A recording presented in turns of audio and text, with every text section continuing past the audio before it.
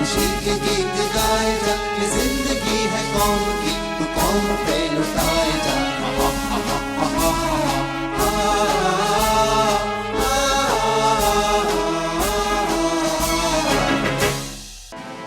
पिछले धारावाहिक में आपने सुना सुभाष की सेहत को लेकर पूरा परिवार चिंतित था। उधर राजकोट में बापू देशी शासकों के अत्याचार के खिलाफ उपवास पर बैठने वाले थे। अधिवेशन की तारीख निकट आ रही थी। सुभाष की तबीयत दिन ब दिन और बिगड़ती जा रही थी। सुभाष की बीमारी को लेकर कांग्रेसियों में अलग अलग तरीके की चर्चाएं थीं। कोई सुभाष की बीमारी को गंभीरता से ले रहा था तो कोई व्यंग में बात कर रहा था। आखिरकार अधिवेशन का दिन आ गया। अधिवेशन में सुभाष को स्ट्रेचर से मंच पर लाया गया। अब आगे। अधिवेशन में सुभाष को स्ट्रेचर से मंच पर लाया गया। स्ट्रेचर को उठाकर व्यास पीठ पर रख दिया गया। राजकोट में गांधी जी का अनशन समाप्त हो गया था। सुभाष ने गांधी जी को तार भेजकर मतभेद खत्म कर आने का आग्रह किया था।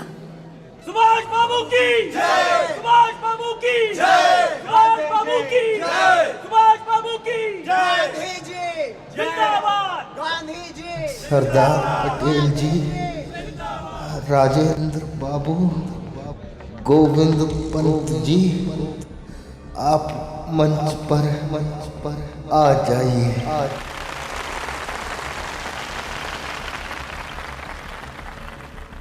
कांग्रेस के 160 सदस्यों ने हस्ताक्षर करके आवेदन मेरे पास भेजा है। वो प्रस्ताव पंत जी सामने रखेंगे।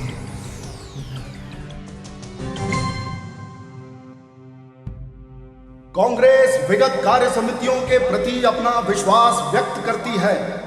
साथ ही महात्मा गांधी जी को इस दल में सर्वोच्च मानते हुए अध्यक्ष महोदय से आग्रह करती है कि गांधी जी के प्रति दल की निष्ठा व्यक्त करने इस बार की कार्य समिति के सदस्यों का गठन बापूजी की इच्छा और मर्जी से ही किया जाए। एक मिनट पंत जी, ये कैसा प्रस्ताव है? ये तो अध्यक्ष को कठपुतली बनाने का प्रस्ताव है। यदि सब कुछ गांधी जी को ही करना है तो अध्यक्ष की क्या आवश्यकता? भाइयों, ये सुभाष भाई को कमजोर करने का कुटिल दांव है। इसे निरस्त किया जाना चाहिए, जल्दी से जल्दी। नहीं, ये प्रस्ताव मंजूर किया जाना चाहिए। गांधी जी हमेशा से सर्वोच्च रहे और रहेंगे। हम ये प्रस्ताव पास नहीं होने देंगे, बिल्कुल नहीं होने देंगे।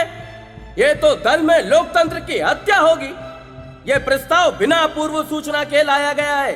इसमें साजिश की बू आती है। ये तकनीकी दृष्टि से भी सरासर गलत है। इसे पास करना तो दूर, चर्चा का आधार भी नहीं बनाना चाहिए। प्रस्ताव आउट ऑफ ऑर्डर किया जाए। प्रस्ताव स्वीकार किया जाए। महात्मा गांधी की जय हो, महात्मा गांधी की जय हो।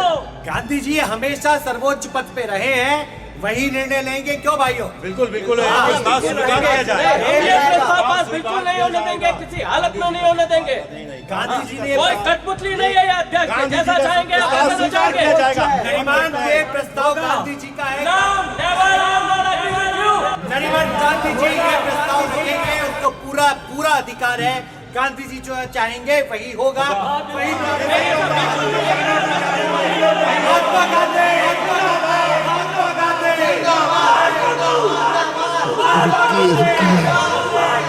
रुकिए, शांत हो जाइए। अध्यक्ष होने के नाते मेरा दायित्व है सबको अवसर दूं, सभी को अपनी बात कहने का अवसर दिया जाएगा।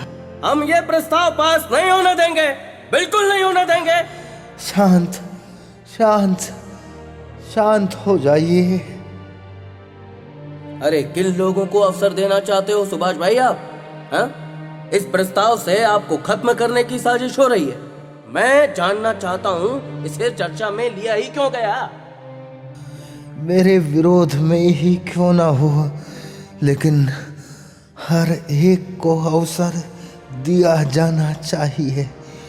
भले ही किसी के विचार मुझे पसंद ना हो, लेकिन बोलने से नहीं रोका जा सकता। इस अधिकार को किसी से छीनने की मैं किसी को इजाजत नहीं दूंगा। मेरी बात मान लीजिए सुभाष भाई, प्रस्ताव को चर्चा की कार्यसूची में बिल्कुल शामिल मत कीजिए, कह देता हूं। हंगामे के चलते प्रस्ताव पर चर्चा नहीं हो सकी। समझ में आ गया कि गांधी जी के साथ खड़े लोग उनके उपवास आंदोलन में न जाकर अधिवेशन में क्यों आए थे। सुभाष का भाषण नरेंद्र देव ने पढ़ा।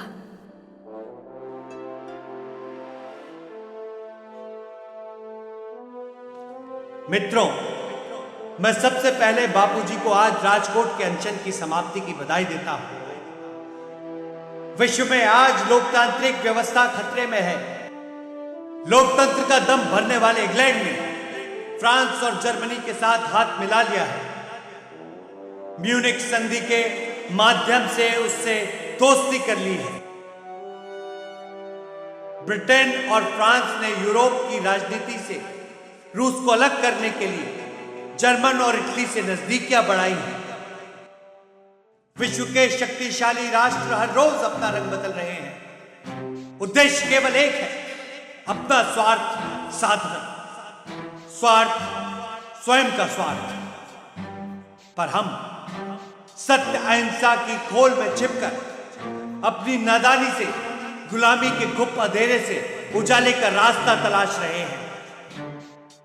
ब्रिटेन से असुरक्षित रहते हुए भी हमें अपना लक्ष्य प्राप्त करना होगा। अंग्रेजों को देश छोड़ने का अल्टीमेटम भेजकर स्वराज की मांग करनी होगी। वो यदि हमारी ना माने तो संघर्ष के लिए हमें हथियार उठाने होंगे। सत्याग्रह, सविनय, अवज्ञा के संघर्ष को आगे की ओर ले जाना होगा। काल चक्र का लाभ उठाने का वक्त है। पूरी ताकत से अपने लक्ष्य की ओर बढ़ना होगा। सुभाष बाबू की जय! सुभाष बाबू की जय!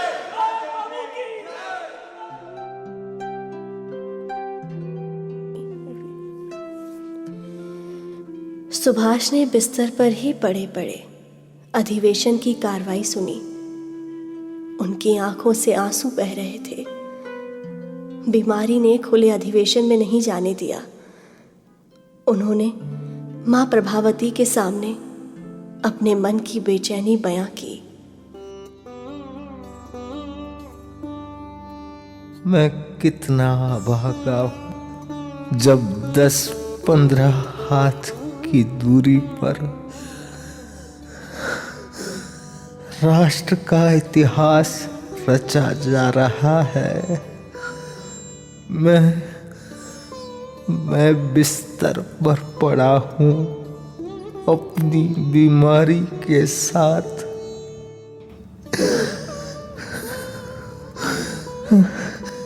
न जाने क्या मंजूर है काल को। न जाने क्या मंजूर है माँ काली को। न जाने कौन सी परीक्षा ले रही है मेरी।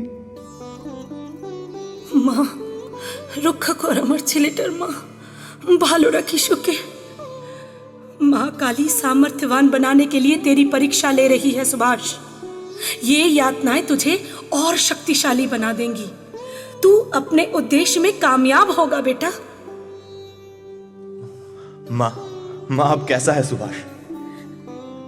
ताप कम होने का नाम ही नहीं ले रहा है जवाहर। तबीयत में कोई सुधार नहीं है। मैं हमेशा यही कामना करती हूँ, तेरी और सुभाष की जोड़ी हमेशा बनी रहे। माँ, लेकिन आपको ये पता नहीं, सुभाष को हमेशा विवाद में बना रहना अच्छा लगता है। अच्छा जवाहर, क्या बता सकते हो कि सुभाष ने अपने जीवन में कोई विवाद अपने लिए खड़ा किया हो? ये तो आप ठीक कह रही हैं, लेकिन नहीं, मेरा मन हमेशा कह रहा था गांधी जी जरूर आएंगे त्रिपुरी, जरूर। पर मैं समझ नहीं पा रही हूं कि उन्होंने अपना मन इतना कठोर कैसे कर लिया। गांधी जी आ जाते तो विवाद ही खत्म हो जाता। हे मातारा, रुक्ष कर्मा सर्वमंगल मांगल्ये शिवे सर्वार्थ साधिके शरण्ये त्र्यंबके गौरी नारायणी नमस्तुते। माँ, रुक्ष कर्मा।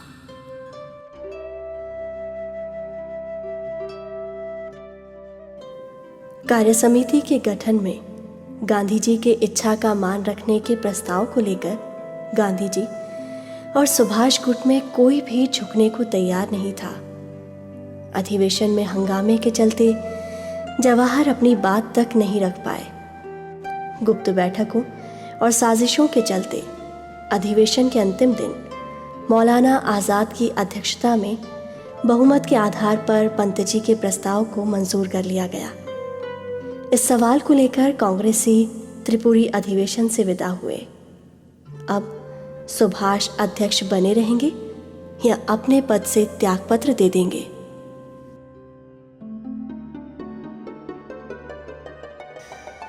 मेरी बीमारी ने ये क्या करवा दिया। मैं होता तो ऐसा नहीं होता, कभी नहीं होता। तू अपने उद्देश्य में कामयाब होगा बेटा। तेरे सुभाष ने झुकना टूटना सीखा ही नहीं। मैं अपनी मातृभूमि के लिए अंतिम सांस तक लड़ूंगा।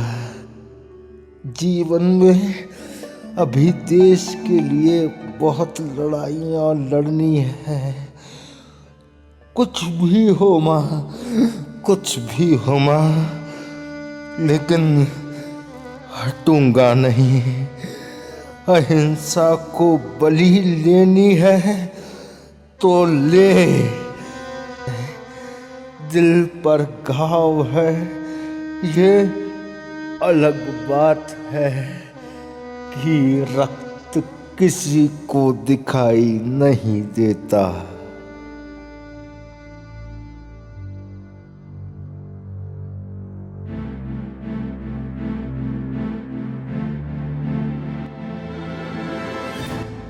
दिल पर लगा है घाव, दिल पर लगा है घाव, ये अलग बात है, ये अलग बात है कि रक्त किसी को दिखाई नहीं देता, किसी को दिखाई नहीं देता, किसी को दिखाई नहीं देता।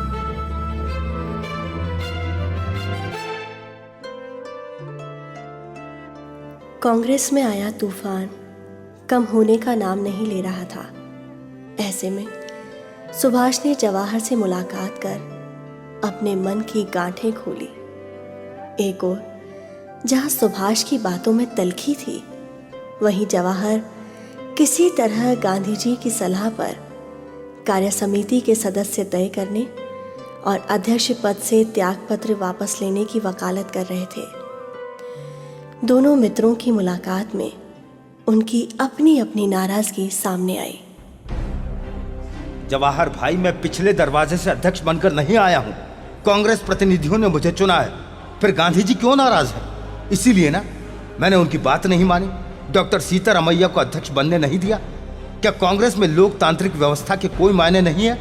क्या सारी व्यवस्था व्यक्तिवादी हो गई है? वो जो कहे वही हो, ये तो तभी संभव है जब अध्यक्ष रबर स्टैंप की तरह काम करे।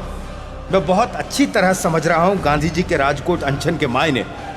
गांधीवादियों में इतना गुस्सा, इतनी नाराजगी क्यों? कांग्रेस अध्यक्ष मैं सत्य और अहिंसा के रास्ते से बना हूं, इसमें किसी और का कोई हाथ नहीं है। सुभाष, मैं चाहता हूं जो हुआ उसे खत्म करो। कांग्रेस के त्रिकोण बापूजी, मैं और तुम एक रहें। अगर एक भी अलग दिशा में जाएगा तो कांग्रेस कमजोर होगी। आपसी मतभेदों से हम अपने उद्देश्य में कामयाब नहीं होंगे और आजादी की लड़ाई भी कमजोर पड़ेगी। और कांग्रेस का कुछ नहीं होगा। वैसे भी कांग्रेस को केवल गांधी जी के हिसाब से चलने की आदत हो गई है। वो जिस तरह चाहें अपनी कांग्रेस चलाएं। वो जो कहे दल अध्यक्ष वही बोले, वही देखे और वही सुने, बस यही चाहते हैं राजेंद्र बाबू, कृपलानी और सरदार पटेल, और आप भी। देखो सुभाष, टकराव से कुछ हासिल नहीं होगा। तुम अध्यक्ष बने रहो, त्याग पत्र वापस ले लो, पंत प्रस्ताव को मानकर गांधी जी का भी मान रखो। इतने अन्याय के बाद आप मुझसे ये उम्मीद रखते हैं बड़े भाई? कुछ भी हो, लेकिन इस समय हम सब के लिए यही ठीक होगा। बड़े भाई, मुझे लग रहा है इस मामले में किसी चर्चा का कोई मतलब नहीं। आप अपनी सोच से नहीं हटेंगे और मैं अपनी। चलो थोड़ा बाहर चलते हैं। हाँ चलो।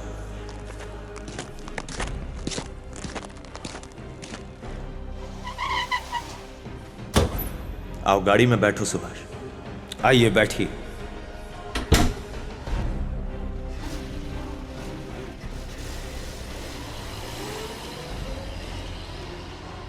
सुभाष, मैं चाहता हूं तुम थोड़ा संयम रखो, धैर्य से काम लो।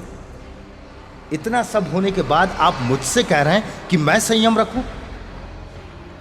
देखो सुभाष, जिस तरह की हवा है उसमें गांधी जी के साथ चलने में ही तुम्हारी और कांग्रेस की भलाई है। बड़े भाई, गांधी जी के शिष्यों को समझाइए। जिस बहुमत के आधार पर वो पंत प्रस्ताव मानने पर मुझे विवश कर रहे हैं, उसी बहुमत को हासिल कर मैं दल का अध्यक्ष बना हूं। बापूजी मेरे लिए हमेशा आदरणीय थे, हैं और रहेंगे, लेकिन पिछले दरवाजे से अध्यक्ष बनकर आने वाले नेताओं की तरह मैं काम नहीं करूंगा। गांधी जी के शिष्यों को भूल जाओ सुभाष, लेकिन जिस तरह सूर्य पूर्व से उदय होता है और पश्चिम में अस्त होता है, ठीक उसी तरह यह भी सत्य है कि गांधी जी के बिना कांग्रेस को चलाना संभव नहीं होगा। तुम क्या, कोई भी, यहां तक कि मैं भी नहीं चला पाऊंगा कांग्रेस को। गुड नाइट बड़े भाई, गुड नाइट। सुभाष, मेरे, तुम्हारे और गांधी जी के बीच अगर इसी तरह तनाव बना रहा तो कांग्रेस की राजनीति में यह बड़ी त्रासदी होगी, जो शायद हम तीनों में से कोई भी विस्मृत ना कर सके। इतिहास में हम खुद को कभी माफ नहीं कर पाएंगे। जाने दो बड़े भाई, मैं चलता हूं। शुभ रात्रि। गांधी जी सोदपुर आश्रम में ठहरे हुए थे। लगातार 3 दिनों से जवाहर सुभाष को लेकर आश्रम आ रहे थे। वो चाहते किसी तरह कांग्रेस में आया तूफान शांत हो जाए, लेकिन परिस्थितियों ने तीनों के मन को खिन्न कर रखा था। सोदपुर आश्रम के मोड़ पर ही सुभाष ने मोटर रुकवा दी। बस बस बस बस बड़े भाई, मैं इससे आगे जाना नहीं चाहता। आप चाहें तो आश्रम में जाएं, मेरा मन तो नहीं कर रहा वहां जाने का। सुभाष, यहां आकर क्यों रुके हो? चलो ठीक है, तुम बाहर ही रुको, लेकिन आज मुझे बापू से इस गुत्थी को सुलझाने की युक्ति पूछनी है। मैं जवाब लेकर ही लौटूंगा सुभाष।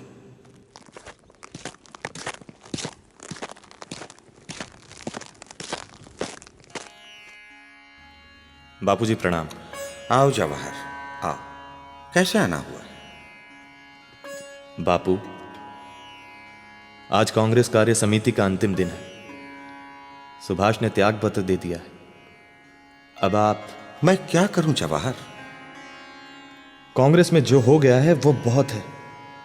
इस तरह दल से किसी को निकालना ठीक है क्या? ये गुस्से में उठाया कदम नहीं है तो और क्या है? मैं कौन होता हूं किसी को दल से बाहर निकालने वाला? तुमने कल ही तो बताई है उसके त्यागपत्र देने की बात। सुभाष भी आया ना तुम्हारे साथ, उसे भी बुला लो।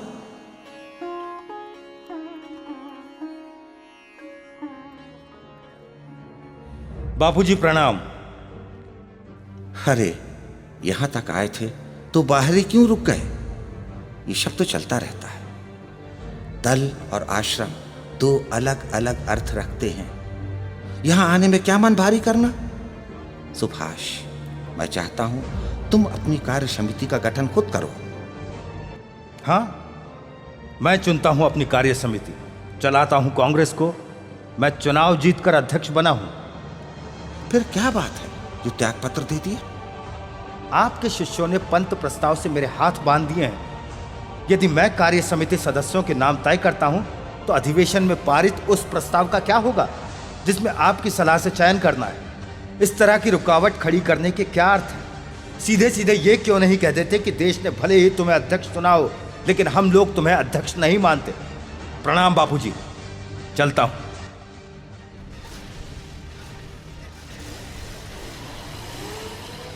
जवाहर भाई, मैं समझ नहीं पा रहा हूं कि मैं 3 दिन से आश्रम में क्यों आ रहा हूं। महात्मा जी की तो इच्छा ही नहीं है इस गुत्थी को सुलझाने की। यदि इच्छा होती तो आश्रम में नहीं बैठे रहते, कांग्रेस के पंडाल में होते। मैं जानता हूं मुझे कांग्रेस दल से अलग थलग करने के लिए सारा ड्रामा किया जा रहा है। सुभाष बाबू की जय! सुभाष बाबू की जय! सुभाष बाबू की जय! सुभाष बाबू की जय! गांधी जी जिंदाबाद! गांधी जी जिंदाबाद! गांधी जी जिंदाबाद! देखिए भाइयों शांत हो जाइए, मेरी बात सुनिए। सुभाष, तुम्हें त्याग पत्र पर पुनर्विचार करना चाहिए। तुम्हारा यह फैसला कांग्रेस को बड़े संकट से उबार देगा। सुभाष बाबू त्याग पत्र वापस लो! वापस लो! वापस लो! सुभाष बाबू त्याग पत्र वापस लो! वापस लो! वापस लो! सुभाष बाबू त्याग पत्र वापस लो! वापस लो! वापस लो! दोस्तों, मैं बंगाल को स्वाभिमान से बताना चाहता हूं, कांग्रेस अध्यक्ष पद पर मैं लोकतांत्रिक रास्ते से पहुंचा हूं। किसी के आशीर्वाद से मुझे यह पद नहीं मिला है, पर मेरे काम में हस्तक्षेप किया जा रहा है। अगर किसी की मर्जी से कार्य समिति के साथियों का चयन करना है तो मैं अध्यक्ष कैसा? सुभाष तुम इस्तीफा मत देना! इंकिलाब जिंदाबाद! इंकिलाब जिंदाबाद! सुभाष तुम इस्तीफा मत देना! इंकिलाब जिंदाबाद! इंकिलाब जिंदाबाद! जहां चुने हुए अध्यक्ष को काम की आजादी नहीं मिलती हो, पंत प्रस्ताव का फंदा उसके गले में डाला जाता हो, आंख बंद कर, कान बंद कर, मुंह बंद कर मैं अध्यक्ष नहीं रह सकता। सत्य अहिंसा का दरबार उन्हें मुबारक हो जो इस काम को करने को तैयार हो। मेरी मातृभूमि मुझे जन आंदोलन के लिए बुला रही है। मैं अपने उद्देश्य के लिए उस रास्ते पर जा रहा हूं। मैं अध्यक्ष नहीं रह सकता। वंदे मातरम! वंदे मातरम! सुभाष तुम इस्तीफा मत देना! इंकिलाब जिंदाबाद! इंकिलाब! साथियों, सुभाष चंद्र बोस के त्याग पत्र का निर्णय ना बदलने से मैं वरिष्ठों की राय से राजेंद्र प्रसाद के अध्यक्ष होने की घोषणा करता हूं। धिक्कार है! धिक्कार है! राजनाथ लाल धिक्कार है! धिक्कार है! धिक्कार है! आपको जवाब देके जाना पड़ेगा।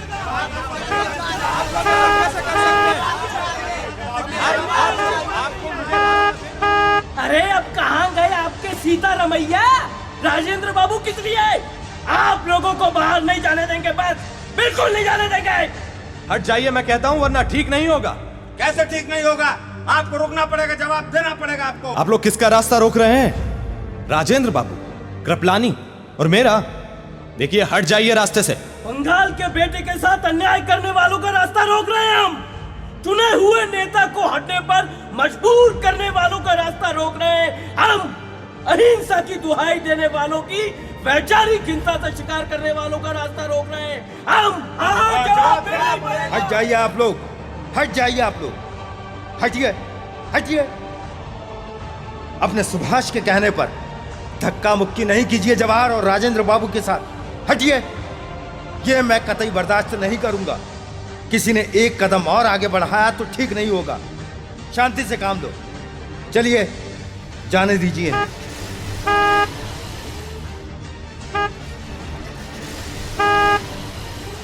सुभाष, मुझे ये बताओ, क्या ये सब ठीक है? भीड़ से हमें स्वयं सेवकों की सहायता से बाहर निकलना पड़ा। क्या कोई अपराध किया है हमने? राजनीति में इस तरह की हरकतें ठीक नहीं है सुभाष। इससे आपसे इसने और अपनापन भी कम होता है।